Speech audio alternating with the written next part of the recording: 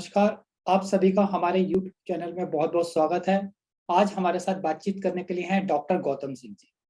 नमस्कार सर। नमस्कार।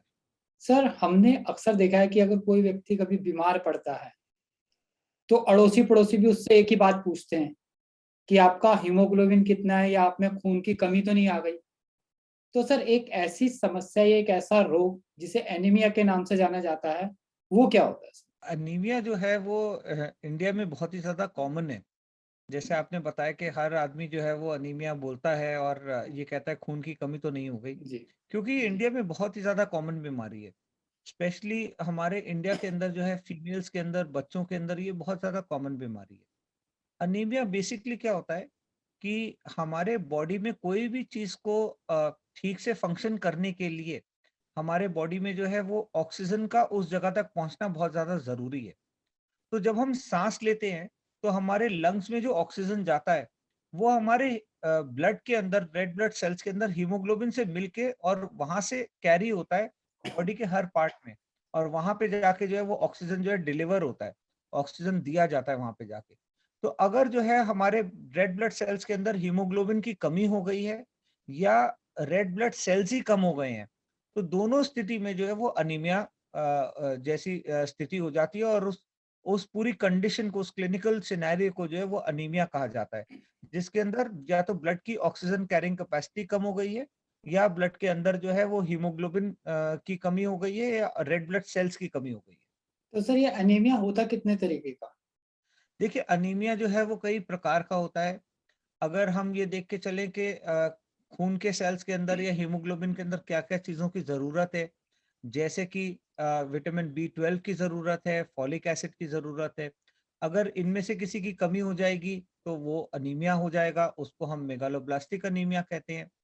अगर बोन मैरो के अंदर जो है वो खून बन ही नहीं रहा है, तो अल्टीमेटली बॉडी के अंदर जो है वो रेड ब्लड सेल्स कम हो जाएँगे। ऐसे अनीमिया को हम एप्लास्टिक अनीमिया कहते हैं। उसके बाद एक अनीमिया होता है जिसके अंदर रेड ब्लड सेल्स तो बन रहे हैं मगर वो ब्रेक डाउन हो रहे हैं। तो उसको जो है वो हेमोलिटिक अनीमिया कहा जाता है, अगर जो है वो ब्रेक डाउन हो रहे हैं। या अगर ब्लड लॉस हो रहा है किसी को, जैसे कि एक स्त्री को मेंस्ट्रुएशन के दौरान ब्लड लॉस हो जाता है या किसी को एक्सीडेंट के बाद जो है वो बहुत ज़्यादा ब्लड लॉस हो जाता है, तो वो स्थिति भी जो है वो ब्लड लॉस के बाद अनीमिया की स्थिति कहलाती है। सर आपने भी बात करी बी12 की और फॉलिक एसिड और आयरन की, इनकी क्या इम्पोर्टेंस होती है सर? देखिए, जो हमारे रेड ब्लड सेल्स हैं, उनमें हीमोग्लोबिन बनाने के लिए जो है, वो आयरन, बी 12 और फॉलिक एसिड की ज़रूरत होती है। तो अगर इनमें से किसी की भी कमी हो गई, तो हमारे रेड ब्लड सेल्स के अंदर जो है, वो हीमोग्लोबिन पूरी मात्रा से नहीं बनेगा। इसका मतलब ये है कि हमारे जो रेड ब्लड सेल्स हैं, वो पूरी तरह से जो है, वो उस हीमोग्लोबिन को नहीं लेंगे और उनका कलर डार्क रेड से ब्राइट रेड से जो है, वो हल्का पेल रेड हो जाएगा। तो हमारा ब्लड जो है उसका कलर भी जो है वो थोड़ा पेल रेड हो जाता है, अगर हमारे बॉडी के अंदर हीमोग्लोबिन की कमी होती है। और हीमोग्लोबिन को मैन्युफैक्चर करने के लिए, उसको बनाने के लिए जो है आयरन, बी 12 और फॉलिक एसिड की ज़रूरत होती है। तो सर अगर किसी को एनीमिया होता है तो उसके क्या-क्या कारण हो सकते हैं? जैसे कि मैंने आपको बताया कि अगर जो है मान लीजिए कि कोई एक्स-रे के एक्सपोज़र में बहुत ज़्यादा आ रहा है, जैसे कि रेडियोग्राफर्स होते हैं, डॉक्टर्स होते हैं, कार्डियोलॉजिस्ट होते हैं, हम लोग की जो मशीनें होती हैं, उनके अंदर बहुत हाई रेडिएशंस होती हैं, या कोई मरीज़ जो कैंसर का इलाज करा रहा है, वो मरीज़ होता है। तो ऐसे समय में जो है वो हीमोग्लोबिन जो है वो बनना कम हो जाता है, बॉडी के अंदर रेड ब्लड सेल्स बनना कम हो जाते हैं। तो ये भी एक स्थिति होती है जिसको जो है हम अनीमिया की स्थिति कहते हैं। तो ये कारण हो सकते हैं अनीमिया आने के। जैसे मैंने आपको बताया, एक्सीडेंट हो गया, ब्लड लॉस हो गया, मेंसेस बहुत ज़्यादा हो गए, ब्लीडिंग, महीने की जो ब्लीडिंग होती है स्त्री की, वो बहुत ज़्यादा हो गई, उससे ब्लड लॉस हो गया, उसमें अनीमिया हो सकता है। और कॉजेज़ के अंदर जैसे बच्चों के अंदर जो है वो वर्म इन्फेक्शन हो जाता है। तो वर्म इन्फेक्शन की वजह से भी ब्लड लॉस होता है, उसमें भी ब्लड लॉस अनीमिया हो जाता है। या अगर किसी को मान लीजिए पाइल्स की दिक्कत है, तो उसमें पाइल्स में जो है वो बहुत ब्लीडिंग होती है, रोज़ मान लीजिए उनको ब्लीडिंग होती है बहुत समय तक, वो बताते नहीं हैं। तो ऐसे समय में भी जो है वो अनीमिया हो जाता है।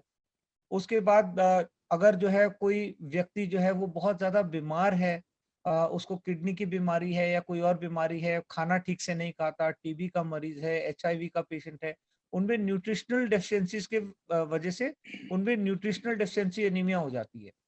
क्योंकि वो खाना पूरी तरह से नहीं खा रहे। या अगर किसी के बॉडी के अंदर कोई एंजाइम की कमी है जो कि B12 खाने के B12 को जो है वो अच्छे से मेटाबोलाइज नहीं कर रहा है, या फॉलिक एसिड जो बॉडी के अंदर आ रहा है उसको अब्सॉर्ब नहीं कर रहा है, तो ऐसी स्थिति में मेगालोब्लास्टिक अनीमिया हो सकती है। तो ये कई स्थिति हो सकती है अनीमिया की, तो ये क्लिनिकल सिनेरियो होता है जिसमें बहुत सारे कारण हो सकते हैं अनीमिया के। ये सारे मिलके ही जो है एक डिजीज जो बनाते हैं, या इनमें से कोई एक भी जिसमें जिसकी वजह से अगर हमारे बॉडी में हीमोग्लोबिन कम हो जाए या रेड ब्लड सेल काउंट कम हो जाए तो वो अनीमिया की स्थिति आ जाए। तो सर अगर किसी व्यक्ति को एनीमा हो गया, कोई एनीमिक पेशेंट है, तो उसके अंदर कौन कौन से लक्षण होंगे, या वो किस किस किन किन दिक्कतों से सफर करेगा, किन किन कौन कौन सी परेशानी आएंगी उसके सामने? देखिए जो अनीमिया के पेशेंट होते हैं, अधिकतर बहुत समय निकल जाता है, उनको ऐसा लगता है कि बस खाली कमजोरी है या किसी काम में मन नहीं लग रहा है। तो कई बार ऐसी स्थिति में वो लोग डॉक्टर के पास तक नहीं पहुंच पाते हैं, क्योंकि वो जैसे बच्चे होते हैं तो घर वाले सोचते हैं कि बस नालायक है, पढ़ाई नहीं कर रहा, मन नहीं लगता इसका, ये काम नहीं करना चाहता, इसलिए जो है वो बहाने बनाता है कि थकान हो गई है। तो ऐसे लक्षण भी बहुत जिसको बोलते हैं माइल्ड सिम्टम से भी लोग जो हैं वो अनीमिया से पीड़ित होते हैं। मगर जैसे-जैसे डिजीज प्रोग्रेस होती जाती है, अधिकतर लोगों को चलने के बाद साँस फूलने की दिक्कत होने लगती है या पाँव में सूजन आ जाती है। तो ये अनीमिया के जो है मेजर लक्षण होते हैं जिसकी वजह से पेशेंट जो है वो डॉक्टर के पास आता है। उसके बाद अगर जो है वो अनीमिया उसके बाद भी अनचेक्ड रहा, तो लेडीज़ के अंदर जो है फीमेल्स के अंदर जो है मेंसेस बंद हो जाएगा। उसके बाद दिल की धड़कन तेज़ हो जाएगी। उसके बाद पाल्पिटेशंस होने लगेंगे। तो ये सारे जो है वो अनीमिया के सिम्पटम्स होते हैं जिसके साथ अधिकतर मरीज़ जो है वो डॉक्टर के पास आते हैं। तो सर एनीमा में जो ट्रीटमेंट दिया जाता है, वो किस तरीके का होता है, और वो ट्रीटमेंट ऑप्शन कौन कौन से होते देखिए अनीमिया में सबसे पहले हमें ये देखना चाहिए कि अनीमिया का कारण क्या है। अगर अनीमिया का कारण सिंपली आपका ये है कि बॉडी के अंदर मान लीजिए फॉलिक एसिड की कमी है, तो फॉलिक एसिड को ही पूरा करने से एनीमिया आपका सही हो जाएगा। अधिकतर प्रेगनेंसी के दौरान जो है फॉलिक एसिड और B12 की जो है वो कमी हो जाती है, क्योंकि बॉडी के अंदर एक बच्चा और एक जान और पल रही है, उसकी भी रिक्वायरमेंट्स हैं। तो हम जो है वो अधिकतर सारी फीमेल्स को जो है प्रेगनेंसी जैसे ही स्टार्ट होती है तो उनको जो है वो फॉलिक एसिड और B12 की जो है वो टैबलेट्स देना शुरू करते हैं, क्योंकि बॉडी के अंदर जो है उसकी रिक्वायरमेंट बढ़ जाती है उस समय पे।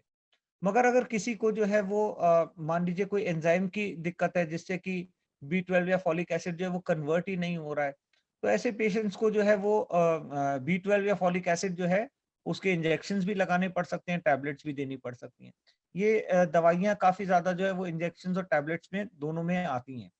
उसके बाद अगर आयरन की कमी हो रही है बॉडी के अंदर, मान लीजिए न्यूट्रिशनल अनीमिया है, तो आयरन की कमी हो जाती है, तो आयरन के इंजेक्शन भी आते हैं, आयरन की टैबलेट भी आती है। आयरन के इंजेक्शन पहले जो आते थे या अभी भी खैर आते हैं, जो आयरन के इंजेक्शंस आते हैं उसके अंदर जो है वो स्किन की स्टेनिंग हो जाती है। तो ऐसा अगर जहाँ पे इंजेक्शन लगता है वहाँ पे स्किन पे दाग लगने का डर होता है। उसमें एनाफिलैक्टिक रिएक्शंस बहुत ज़्यादा हो सकते हैं आयरन से। तो आजकल जो नए आयरन के इंजेक्शंस आ रहे हैं उसमें ये सारी चीज़ें नहीं हैं।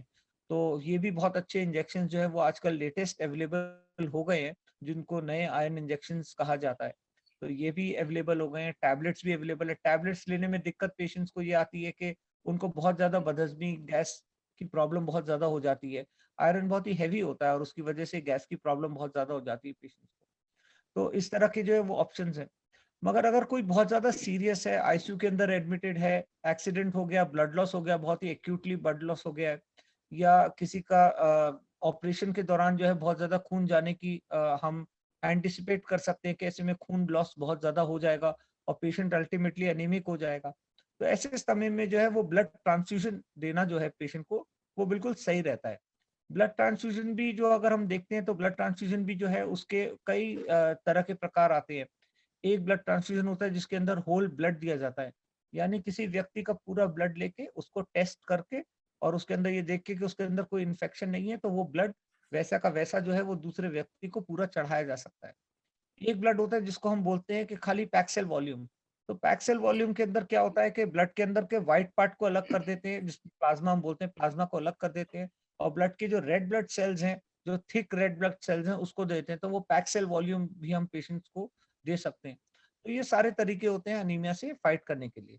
तो जैसे अभी आपने बोन मैरो की बात करी थी कि बोन मैरो ही बना ही नहीं रहा, रेड ब्लड सेल्स या खून नहीं बना रहा, तो उस केस में किस तरीके का ट्रीटमेंट दिया जाता है? देखिए, अगर जो है किसी पेशेंट को एप्लास्टिक अनीमिया हो गई है या किसी पेशेंट को ल्यूकीमिया हो गया है, जी। तो ऐसी स्थिति में जो है हम ये देखते हैं कि बोन मैरो के अंदर से या तो ब्लड बन ही नहीं रहा, ये जिसको एप्लास्टिक अनीमिया कहते हैं, या गलत तरीके से बन रहा है, या बहुत ज़्यादा या बहुत कम, या उसकी जो बनने की उसकी जो स्ट्रक्चर है वो सही नहीं है। तो ऐसे समय में जो है वो ल्यूकीमिया में भी आ सकता है। तो इसके हिसाब से जो उसका ट्रीटमेंट होता है, अगर एप्लास्टिक अनीमिया है, तो उसको जो है वो एंटी कैंसर ट्रीटमेंट भी दिया जाता है, और दूसरा उसको जो है बोन मैरो ट्रांसफ्यूजन भी दिया जाता है।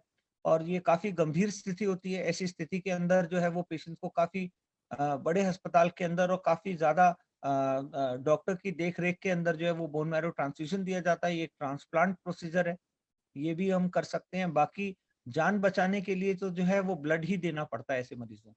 सर, अगर कोई व्यक्ति एनीमिक है तो उसकी डाइट किस तरीके की होनी चाहिए ना?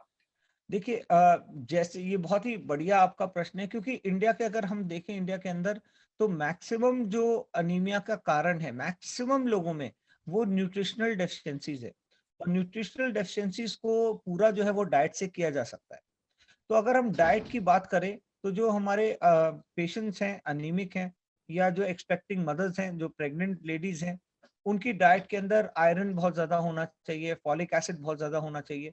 इसका मतलब ये है कि उनके खाने के अंदर जो है हरी सब्जियाँ होनी चाहिए, उनके खाने के अंदर फल फ्रूट होने चाहिए, उनके खाने के अंदर जो है वो सलाद होना चाहिए, जिससे जो है वो बॉडी के अंदर काफ़ी कमी हो। सिट्रस फ्रूट जिसको हम बोलते हैं, जिसके अंदर विटामिन सी की मात्रा अच्छी होती है, जैसे कि संतरा है, मौसम्मी है, तो इस तरह की चीज़ें, आंवला है, ये हम ले सकते हैं।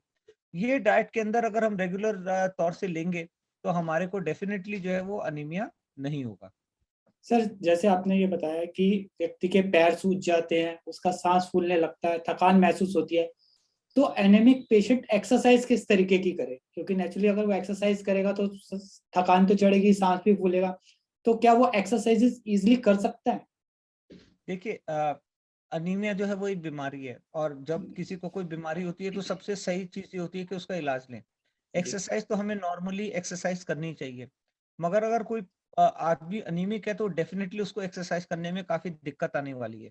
उसको जो है वो साँस लेने की दिक्कत आएगी, साँस फूल जाएगा बार-बार, थकान बहुत जल्दी हो जाएगी, किसी चीज़ में मन नहीं लगेगा, अटेंशन स्पैन उनका जो है वो बहुत कम हो जाएगा, और नींद उनकी जो है वो डिस्टर्ब्ड हो जाएगी। तो ऐसे में एक्सरसाइज़ करना उनके लिए काफ़ी ज़्यादा डिफ़िकल्ट है।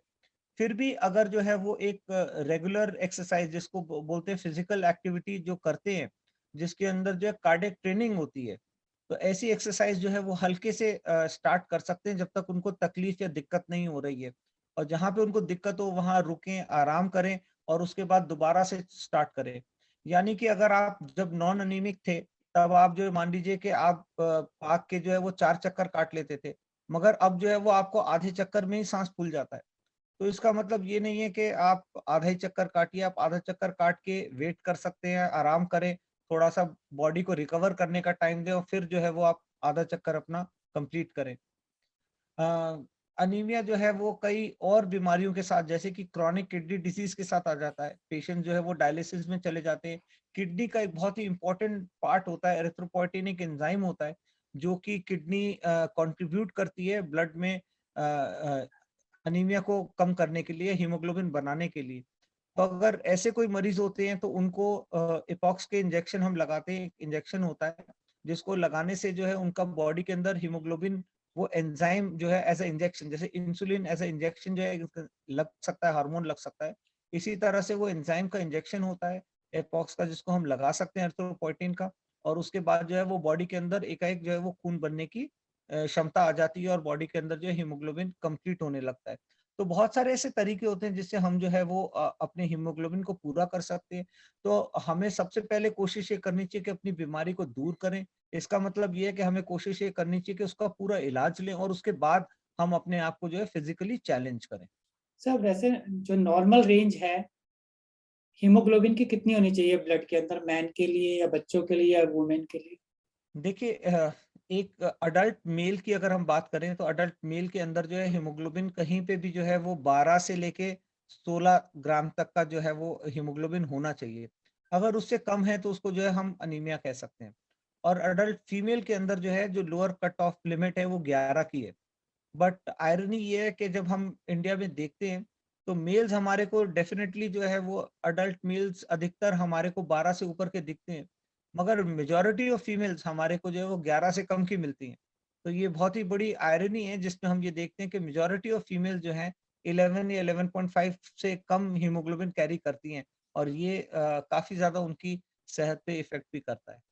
सर लेकिन अक्सर हमने देखा है कि जो लेडीज हैं उनका 7 तक भी पहुंच जाता है हीमोग्लोबिन, तो वो कोई हाँ जी। खतरा भी होता है, खतरे का साइन होता है, या कोई उन्हें प्रॉब्लम हो सकती है आगे? मैंने जो सबसे कम हीमोग्लोबिन का पेशेंट ठीक किया है, उनका हीमोग्लोबिन जो है वो 3 ग्राम का था। और मेरे पास जो है वो, मैं जब कॉलेज में था सरकारी अस्पताल के अंदर, तब मेरे पास एक पेशेंट आया था जिसका हीमोग्लोबिन 2 ग्राम था। अनफॉर्चुनेटली सब कुछ करने के बाद भी उस पेशेंट को हम बचा नहीं सके। उस पेशेंट की अनीमिया के अलावा जो है वो और भी दिक्कतें थी, शायद इस वजह से उनको हम बचा नहीं सके। मगर अनीमिया जो है वो किस लेवल तक का भी आ सकता है, और ये बहुत ही ज़्यादा सरप्राइजिंग हो जाता है डॉक्टर्स के लिए भी इतना कम हीमोग्लोबिन को देखना। और हम ये सोचते हैं कि पेशेंट जो है वो कैसे अपनी दिनचर्या निकालता होगा इतने कम हीमोग्राम के साथ। मगर जब हम मेडिकल ट्रीटमेंट की बात करें, तो मेडिकल ट्रीटमेंट में हम ये देखते हैं कि अगर किसी पेशेंट का ऑपरेशन कराना है, या उसका कोई ऑपरेटिव प्रोसीजर है, या उसको प्रेगनेंसी के लिए उसको अपना सिजेरियन कराना है, या नॉर्मल डिलीवरी भी करनी है, तो कोशिश हम ये रखते हैं कि उस लेडी का हीमोग्राम जो है वो 8 साढ़े 8 से ऊपर हो, जिससे कि उसकी जो है वो थोड़ी-सी सेफ्टी रहे। तो ऐसे में जो है अगर उनका हीमोग्लोबिन कम होता है या साढ़े 8 से कम होता है, तो उनको ब्लड देना ज़्यादा सूटेबल रहता है, और ब्लड दे के उनको ऑपरेशन के लिए तैयार किया जा सकता है। उसके बाद दूसरी चीज़ ये आती है कि हम ये देखते हैं कि एक नॉर्मल, मान लीजिए बुजुर्ग व्यक्ति हैं, एक 75 साल के बुजुर्ग व्यक्ति हैं, जिनकी दिनचर्या में वो रिटायर्ड हैं, बहुत ज़्यादा उनको एक्सर्शन नहीं करना है, भागा-दौड़ी नहीं करते हैं, घर में रहते हैं, थोड़ा बहुत अपना काम कर लेते हैं दिन का। ऐसे अगर मरीज़ में हम ये देखते हैं कि 8, साढ़े 8 या 7 का भी अगर हीमोग्लोबिन है, तो कई बार ऐसा होता है कि हम ये एडवाइस करते हैं कि आप जो है कुछ इंजेक्टेबल्स लगवा लीजिए आयरन के, जिससे कि जो है वो आपका हीमोग्राम थोड़े टाइम में जो है वो पूरा हो जाए। अगर हम ये देखते हैं कि व्यक्ति का हीमोग्लोबिन जो है वो करीब 9 साढ़े 9 के आसपास है, और हम 11 तक ले जाना चाहते हैं, कोई इमरजेंसी नहीं है, कोई जल्दीबाजी नहीं है, तो ऐसे व्यक्ति को जो है वो टैबलेट्स देके, और कोशिश ये किया जाता है कि उनका हीमोग्राम पूरा हो जाए। जब हम हीमोग्राम की बात कर रहे हैं तो हमें एक और चीज़ देखनी चाहिए कि हम स्पेशली, जब मैं हार्ट स्पेशलिस्ट हूँ, तो मैं आपको ये बता सकता हूँ कि एक कंडीशन होती है जिसको हम हार्ट फेलियर कहते हैं। हार्ट फेलियर का मतलब ये नहीं है कि हार्ट अटैक हो गया, लोग इसको गलत समझते हैं। हार्ट अटैक का मतलब ये होता है कि हार्ट के ऊपर कोई इमीडिएट नुकसान आया है। हार्ट फेलियर का मतलब ये होता है कि हार्ट अपना काम करने में असमर्थ रहा। तो हार्ट फेलियर की जो स्थिति होती है, ऐसी स्थिति जो है वो कई बार गंभीर हो जाती है, या कई बार ठीक नहीं होती अगर उनका जो हीमोग्राम कम होता है। तो ऐसे पेशेंट्स को कई बार मैं ये देखता हूँ कि लोग बहुत इलाज करते हैं और उसके बाद भी जो है वो पेशेंट पूरी तरह सही नहीं होता। और हमने रिसर्च में ये पाया है कि ऐसे पेशेंट्स का अगर हीमोग्राम हम बढ़ा के 9, साढ़े 9, 10 से अगर हम बढ़ा के जो है वो 12, साढ़े 12 कर दें, तो इनको बहुत ज़्यादा आराम मिलता है, और बहुत दुआ दे के जाते हैं कि डॉक्टर साहब आपकी दवाई से तो बहुत ज़्यादा असर आया। तो ये भी जो है वो एक चीज़ है कि हार्ट के पेशेंट्स का हीमोग्राम जो है वो बिल्कुल 12, साढ़े 12 से ऊपर ही रखना चाहिए हमें। सर एनेमिक पेशेंट को क्या-क्या सावधानियाँ रखनी चाहिए? देखिए सबसे पहले तो हम ये देखें कि एनीमिया कितना ज़्यादा है, और एनीमिया का कारण क्या है। कई बार ऐसा होता है, मैं देखता हूँ कि लोग एनीमिया का कारण पता नहीं करते, मगर खाली ब्लड ट्रांसफ्यूजन पेशेंट को चढ़ जाता है, और ये देखते हैं कि हर मान लीजिए महीने, 2 महीने, 3 महीने बाद पेशेंट जो है वो दोबारा से अस्पताल आ जाता है, और वो एक ब्लड चढ़ा के जो है चला जाता है। कई बार वो मल्टीपल हॉस्पिटल्स में भी जाते रहते हैं, कभी एक अस्पताल में, कभी दूसरे अस्पताल में। खाली अपना जो है वो ब्लड कहीं से ले लेते हैं, और फिर वो कहते हैं ब्लड चढ़ा दो हमें। मगर एनीमिया की प्रॉपर जाँच करना जो है वो सबसे ज़्यादा ज़रूरी है। क्योंकि हमारे को अगर एनीमिया का एग्ज़ैक्ट कारण पता होगा कि एनीमिया किस वजह से हुआ है, तो उसको सही करने से एनीमिया हमेशा के लिए खत्म हो जाएगा। बहुत बीमारियाँ ऐसी होती हैं जिनको पूरी तरह से सही नहीं किया जा सकता। जैसे कि ब्लड प्रेशर है, हार्ट अटैक के बाद की दवाइयाँ हैं या डायबिटीज है, ये एक लाइफस्टाइल डिजीजेज हैं। जब तक आप अपना दिनचर्या नहीं चेंज करेंगे तब तक जो है वो ये बीमारियां सही नहीं होंगी। या क्रोनिक किडनी डिजीज है जिसमें डायलिसिस हो जाती है पेशेंट को। तो ऐसी स्थिति के अंदर जो है अगर हम जब तक अपनी लाइफस्टाइल नहीं चेंज करेंगे तो उसको सही नहीं कर सकते।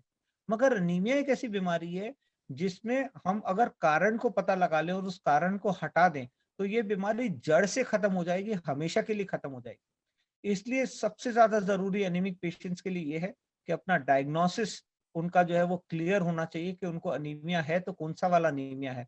क्या उनको ब्लड लॉस अनीमिया है, क्या उनको हिमोलिटिक अनीमिया है, क्या उनको सिकल सेल अनीमिया है, मेगालोब्लास्टिक अनीमिया है, न्यूट्रिशनल अनीमिया है। तो इस तरह से हमें ये पता करना चाहिए कि हमारा डायग्नोसिस अल्टीमेटली हमारा फाइनल डायग्नोसिस क्या है। और एक बार डायग्नोसिस पिन पॉइंट हो जाएगा तो वो कारण को हटाने से जो है वो अनीमिया हमेशा के लिए दूर हो जाएगा। तो अगर मेगालोब्लास्टिक अनीमिया है तो आयरन और फॉलिक एसिड और B12 देके जो है वो खत्म हो सकता है। अगर मान लीजिए कि उनको जो है वो माइक्रोसिटिक अनीमिया है जिसके अंदर जो है वो रेड ब्लड सेल जो बहुत छोटे हो जाते हैं, अनीमिया क्रॉनिक डिजीज हो जाती है। तो ऐसे पेशेंट्स के लिए जो है हम ये देखते हैं कि उनको मान लीजिए कि क्रॉनिक किडनी डिजीज है तो एरिथ्रोपोइटिन दे के वो खत्म हो जाएगा। या अगर हम ये देखते हैं कि पेशेंट को कोई और टीबी है या क्रॉनिक और कोई बीमारी है तो उसको सही करने से जो है वो अनीमिया सही हो जाएगा। कि जो अनीमिया है हमारे हिंदुस्तान में बहुत ज्यादा है, हमारे हिंदुस्तान के बच्चों में, नेक्स्ट जनरेशन में बहुत ज्यादा है। और हमारे देश की लेडीज के अंदर, माताओं के अंदर जो है ये बहुत ज्यादा है। और इससे बचने का सबसे अच्छा तरीका है कि एक बैलेंस्ड डाइट होनी चाहिए आपकी। तो बैलेंस्ड डाइट के ऊपर जो है वो बच्चों पे शुरू से ध्यान दें। आजकल बच्चे जो है बहुत ज्यादा जंक फूड्स खाते हैं। मगर एक बैलेंस डाइट का मतलब बहुत आसान अगर तरीके से हम समझना चाहें एक बैलेंस डाइट को, तो हम ये कह सकते हैं कि जो आपकी थाली है, उस थाली के अंदर बड़ी रंग-बिरंगी चीज़ें होनी चाहिए। तो अगर आपकी थाली के अंदर हरे रंग का कुछ है, सफ़ेद रंग का कुछ है, पीले रंग का कुछ है, लाल रंग का कुछ है, तो मतलब आपने टमाटर भी ले रखा है, गाजर भी ले रखा है, दही भी ले रखा है, आपने हरी सब्जी भी ले रखी है, दाल भी ले रखी है, तो इसका मतलब ये है कि आपकी एक बैलेंस डाइट हो गई। तो जितनी अपनी थाली को कलरफुल रखें, जितनी उसकी वैरायटी रखें, वो मतलब ये है कि हमारे लिए जो है वो सेहतमंद होगा। मगर अनफॉर्चुनेटली लोग क्या करते हैं, अगर आप क्योंकि हम मेडिकल प्रोफेशन में हैं, हम लोगों से सुबह-शाम यही पूछते हैं कि जी आप क्या खाते हो? क्या खाया आपने? तो पेशेंट जो है वो अधिकतर ये बताते हैं जी नॉर्मल लौकी, कद्दू, घिया, टिंडा सब्जी खा ली, 2 रोटी खा ली। तो अगर आप सब्जी 2 रोटी, सब्जी 2 रोटी, सब्जी 2 रोटी खाओगे और बाकी चीज़ें आप अपने खाने में ऐड नहीं करोगे, एक वैरायटी को ऐड नहीं करोगे, तो डेफ़िनेटली आगे चल के लॉन्ग रन में कहीं न कहीं ये आपको बॉडी में नुकसान पहुँचाएगा और हर चीज़ का फ़ायदा नहीं मिल पाएगा। सर आपका सुन के खाने का नानी और दादी की याद आ गई कि हमने देखा कि पुराने समय में जब नानी या दादी हमारी बनाया करती थी तो प्लेट में हर चीज़ पन्ना भी होता था, दही भी होता था, सब्ज़ी भी होती थी, दाल भी होती थी, वो याद आ गई। बिल्कुल, आजकल तो बिल्कुल लोग वो एक ही सब्ज़ी बनाते हैं और रोटी खा लेते हैं बस। बिल्कुल। वो जो टाइम था और जो एक्चुअली भी हम ये कहते हैं जो इंडियन कल्चर जो रूट्स ऑफ इंडियन कल्चर है, जो गाँव के अंदर प्रैक्टिस होता था साइंटिफिकली शायद उन लोगों को वो हमसे ज़्यादा एडवांस थे और हमसे ज़्यादा अच्छी नॉलेज थी। हमने ये देखा कि बहुत ज़ोर-शोर से जो है वो पूरी दुनिया में पहले घी को जो है वो बुरा कहा गया। उसके बाद जो है वो ये कहा कि नहीं घी इतना बुरा नहीं है शायद। उसके बाद ये कहा कि अगर घी को जो है वो गरम करके ना खाया जाए, तो शायद सेहत के लिए अच्छा भी है।